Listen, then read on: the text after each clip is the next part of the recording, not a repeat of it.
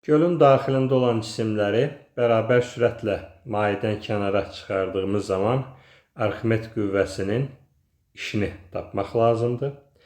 Burada hər iki kuba təsir edən Arximed qüvvəsini qeyd eləsək,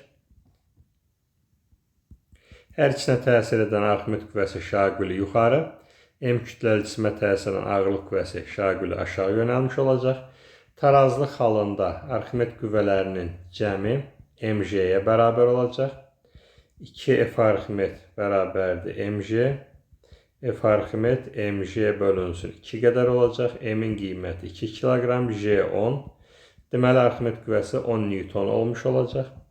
Bir vəziyyətində birinci kuba təsir edən Arximed qüvvəsini F-a götürsək, İki vəziyyətində birinci kuba təsir edən Arximed qüvvəsi artıq 0 olmuş olacaq, mayedən kənara çıxıb. Kubların mayedən kənara çıxması bərabər sürətli olduğuna görə qüvvənin qiymətini bu proses zamanı F-a bölünsün 2 qədər, yəni orta bir qiymət götürsək. Deməli, birinci halda bir kubuna təsir edən Arximed qüvvəsinin işi F-a bölünsün 2 vurulsun 0,1 olmuş olacaq. Həmin vaxt 2 kubu 0,1 metr qədər yuxarı qalxır. Bu zaman 2 kubuna təsir edən Arximed qüvvəsinin işi F-a vur 0,1 olacaq. 2 vəziyyətindən 3 vəziyyətinə gələndə 2 kubu daha 0,1 metr yuxarı hərəkət eləmiş olur. Bu zaman ikinci kuba təsir edən Arximed qüvvəsinin işi F-a vurulsun 0,1 olmuş olacaq. 3 vəziyyətindən 4 vəziyyətinə gələndə, deməli, 3 vəziyyətində ikinci kuba təsir edən Arximed qüvvəsi F-a, 4 vəziyyətində artıq mayedən kənara çıxdığına görə Arximed qüvvəsi 0 olur.